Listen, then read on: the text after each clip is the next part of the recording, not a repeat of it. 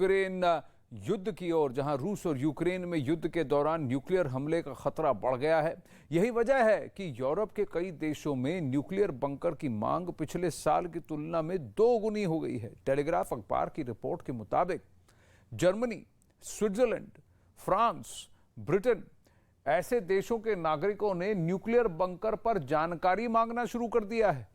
UK की एक company के मुताबिक बंकर की मांग पिछले साल से 2 गुनी हो गई है। फरवरी 2022 के बाद न्यूक्लियर बंकर के ऑर्डर बढ़ गए हैं। कई कंपनियों के पास 500 नए न्यूक्लियर बंकर का ऑर्डर है।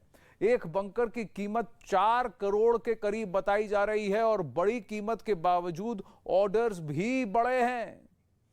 तो ये सच्चाई है। आपको गौरतलब है कि यूक्रेन में भारतीय मूल के एक व्यक्ति हैं जिन्होंने अपना सब कुछ बेच-बाच कर, वो पेशे से डॉक्टर हैं, लेकिन उनके पालतू चीता और जैगुआर को सुरक्षित रखने के लिए ऐसा ही बंकर बनाया है। अब वो खुद स्वयं भारत लौटने की कोशिश कर रहे हैं, लेकिन अपने पेट्स के लिए उन्होंने एक बंकर बनाया है यूक्रेन में। अपना सब कुछ बेच-बाच कर करीब 3.5-4 करोड़ की लागत में ही बनाया है। अभी कुछ ही दिन पहले यह खबर भी आई थी। अब पुतिन का अपने को लेकर भरोसा टूटने का बार-बार दावा किया जा रहा है। दावा तो यह भी किया जा रहा है कि इस बार तो उनको जान से मारने की फूल प्रूफ प्लानिंग कर ली गई थी, लेकिन व्लादिमीर पुतिन बच निकले। रूस यूक्रेन युद्ध के बीच एक तरफ जहां रूस की सेना कमजोर दिख रही है, तो वहीं पश्चिमी देशों की मीडिया ने एक सनसनीखेज दावा कर दिया है। पश्चिमी मीडिया ने पुतिन पर जानलेवा हमला होने और रूस में तख्ता पलट होने का दावा किया है। इस दावे में कितनी सच्चाई है, इस रिपोर्ट में आपको दिखाते हैं।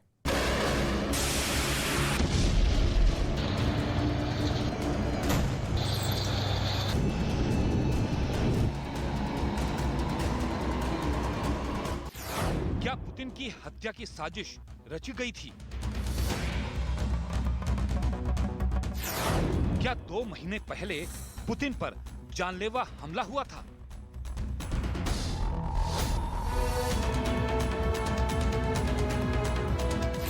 क्या रूस में तख्ता पलट की तैयारी हो रही है?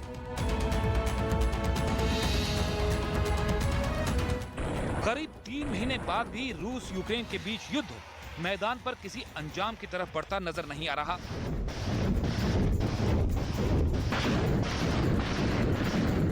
लेकिन मैदान के बाद दोनों पक्षों से साजिशों की कहानी आती रहती है। रूस के राष्ट्रपति व्लादिमीर पुतिन की बीमारी और तख्ता पलट की तैयारी की खबरों के बीच दावा किया जा रहा है कि रूस यूक्रेन युद्ध के दौरान ही रूस के राष्ट्रपति व्लादिमीर पुतिन की हत्या की कोशिश हुई थी। उन पर जानलेवा हमला किया गया था। ये सनसनीखेज दावा ब्रिटेन की मीडिया के हवाले से किया गया। पुतिन की हत्या की साजिश।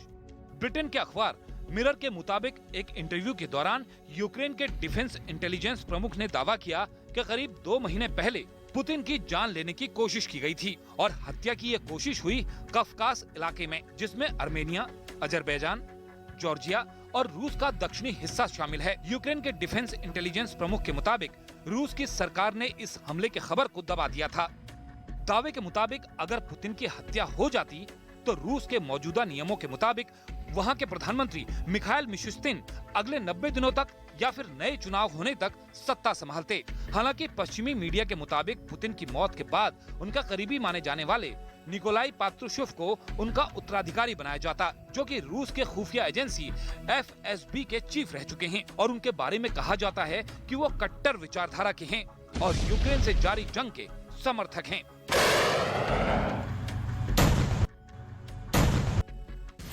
रूस में तख्ता पलट की तैयारी।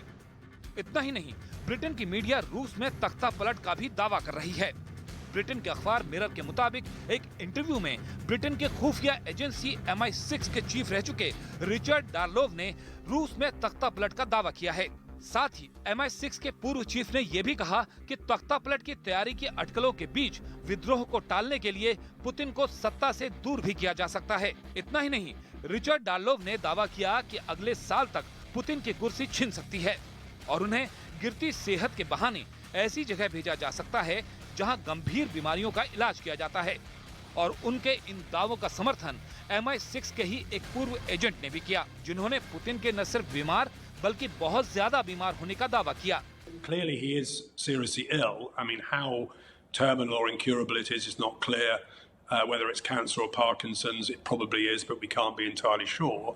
But it's certainly having a very serious impact on the governance of Russia at the moment. क्या पुतिन कमजोर हो गए हैं? दावा किया जा रहा है कि पुतिन को बीमार और कमजोर मानकर अब उनके ही लोग उनके खिलाफ खड़े हो गए हैं। सत्ता पर पुतिन की पकड़ कमजोर हो रही है। रूस के अंदर मतभेद बढ़ते जा रहे हैं। तभी तो हत्या की साजिश तक का प्लान बन गया। पहले भी पुतिन की हत्या की आशंका जताई जा चुकी है। इस बीच यूक्रेन से आई एक खबर ने भी पुतिन के कमजोर होने की पुष्टि की है। दावा किया गया कि पुतिन की स्पेशल फोर्स ने उनका ऑर्डर मानने से इनकार कर दिया है। ब्रिटेन के अखबार एक्सप्रेस की एक रिपोर्ट के मुताबिक स्पेशल फोर्स के जवानों ने डॉनबॉस इलाके में अभियान जारी रखने से साफ इनकार कर दिया है। मतलब ये कि पुतिन के इशारे पर जान के बाजी लगाने वाले उनके जवान अब उनके ही आदेश को नहीं मान रहे। दरअसल युद्ध के दौरान मोर्चे पर डटी रूसी सेना को यूक्रेन की तरफ से करारा जवाब मिल रहा है। दावे के मुताबिक करीब 26,000 रूसी सैनिक मारे जा चुके हैं। रूसी सेना का भारी नुकसान हुआ है। यही वजह है कि रूसी सैनिक जंग में सुरक्षा की गारंटी चाहते हैं। इसी दौरान डॉनबॉस में भी यूक्रेन के पलटवार से रूस को काफी नुकसान हुआ है और खबर है कि स्पेशल फोर्स के इन जवानों के बागी होने से सिर्फ डॉनबॉस ही नहीं बल्कि दूसरी जगहों पर भी रूस की सेना कमजोर पड़ने लगी है। ऐसा लगता है कि यूक्रेन को लेकर रूसी राष्ट्रपति का प्लान फेल हो रहा है। उनके फैसले कमजोर साबित हो रहे हैं। हालांकि रूसी सेना के कमजोर होने के पीछे यूक्रेन के नागरिकों का बुलंद हौसला भी है। अब यूक्रेन ने दावा किया है कि रूसी फौज ने डोनेट्स्क इलाके के लिमान शहर पर धावा बोल दिया है। वहां रूस की बमबारी की वजह से कई जगहों से धुआं उठता दिखा है। साथ ही वहां से आए एक वीडियो के साथ दावा किया गया है कि रूसी सैनिकों ने वहां मौजूद गाड़ियों को भी आग के हवाले कर दिया। इसके अलावा उन्होंने वहां के घरों को भी निशाने पर लेकर बम बरसाए, जिसकी वजह से उनकी सूरत बिगड़ गई। रूस के इन हमलों से ऐसी दहशत मची कि लोग अपने घरों को छोड़कर बंकरों में जाकर छिप गए। खबरें और भी जारी हैं, लेकिन एक छोटे से ब्रेक के बाद बने रहिए।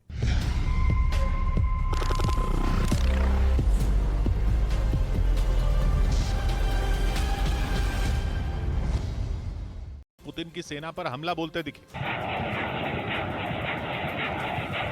हमला शुरू होने के महज 20 सेकंड के अंदर इस हथियार से एक के बाद एक 40 रॉकेट आसमान को चीरते हुए दुश्मन के ठिकानों की ओर उड़ान भरते नजर आए।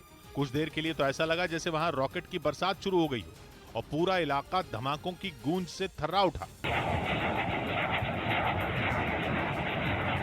दुश्मन पर हमला बोलने से पहले यूक्रेन के सैनिक इस रॉकेट लॉन्चर को उस जगह पर ले जाते दिखे जहां से रूस के सैन्य ठिकानों पर धावा बोलना था।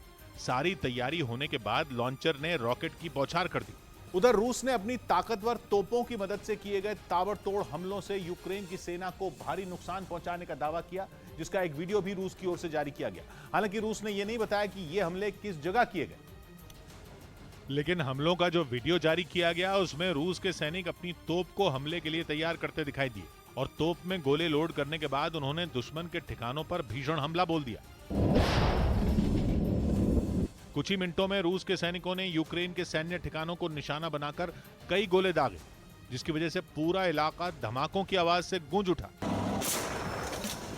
रूस ने इन हमलों में अमेरिका से मिली होवित्जर तोप समेत यूक्रेन के 13 टैंकों, बख्तरबंद गाड़ियों, 5 मल्टीपल रॉकेट लॉन्चर और हथियारों के 3 गोदाम तबाह करने का दावा किया। रूस